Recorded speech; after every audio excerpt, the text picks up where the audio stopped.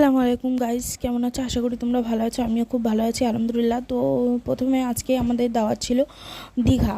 তো দীঘা যাওয়ার জন্য ফার্স্ট রাতে 2টোর সময় উঠে টোটো ভাড়া করে চলে গেছিলাম মসলাদপুর থেকে বারাসাত থেকে সোজা দীঘার ট্রেন ধরে দীঘাতে চলে আসলাম। আর এখানে খুব খিদে পেয়েছিল, এখানে নিয়েছিলাম ভাত, ঝুরি আলু ভাজা, একটু ডাল, একটু ঘ্যাট, আর কি 60 টাকায় পেট ফুল, কি বিশ্রী খেতে হয়। চালটা এত শক্ত না, মারলে পুরো দেয়াল ভেঙে যাবে।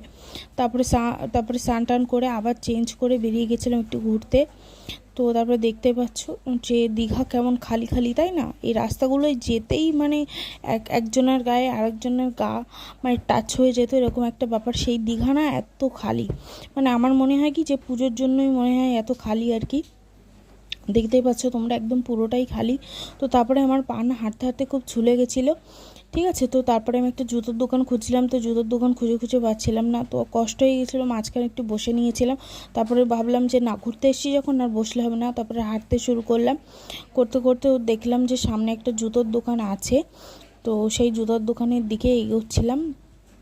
আর দেখতে পাচ্ছ ওয়েদারটা কত সুন্দর, তাই না? আর দেখো চারিপাশের দোকান ফোকান সব কিছুই বন্ধ, কেন জানি না, কী কারণে তাও জানি না। এখানে অনেকগুলোই গাড়ি, আর ওইদিকে দেখো আমার ভাই ক্যামেরা করছে। তো তারপরে দেখো অনেক হোটেলই না বন্ধ ছিল, কেন কী কারণে সেটা জানি না, অবশ্য কাউকেও জিজ্ঞাসাও করিনি। তো তারপরে এখানে একটা জুতোর দোকান বললাম যে পেয়ে গেছিলাম। তো আমার এই পিঙ্ক কালারের জুতোটা পছন্দ ছিল, তো উনি এই জুতোর দাম 300 টাকা চাচ্ছিল, কম করছিল না। তো আমি বললাম ছাড়ো, বাধ্য। আর এখানে গাড়িটা দেখো, পুরো ছোটোবেলার স্মৃতিগুলো মনে পড়ে যাচ্ছিলো। তো তারপরে দেখো দীঘার একদম খালি, দেখো গাইস, এখানে না বসে মানে বসার জায়গা থাকে না, এরকম একটা ব্যাপার।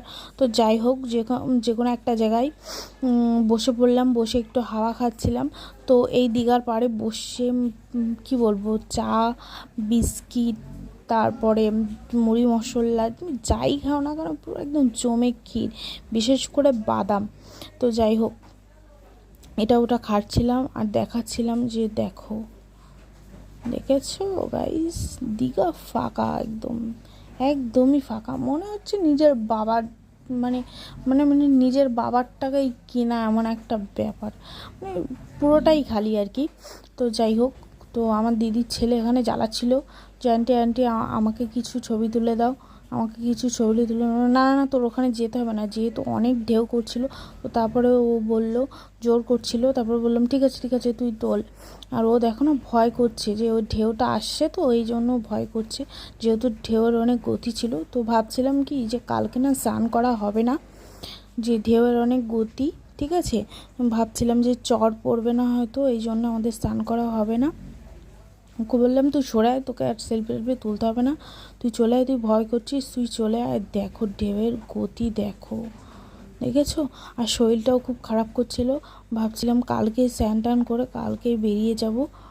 দেখতেই পাচ্ছ চারিদিকে সব ফাঁকা। তো এরপরে আরেকটু ভিডিও করে নিচ্ছিলাম, আর একটু হাওয়া খাচ্ছিলাম।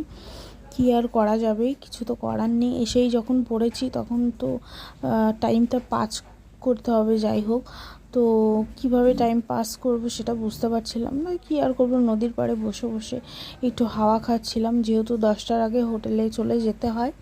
তো তখন বেসিক্যালি 9টা সাড়ে 9টা বাজে। তো ফেরার সময় ওই এটা ওটা কি, কেউ ডিম ভাত, কেউ মাছ ভাত খাচ্ছিলো। আমি ভাই ডিম মাছ কিছুই নিইনি, সবজি ভাত খেয়েছিলাম। তো ভিডিওটা ভালো লাগলে like, comment and share. By.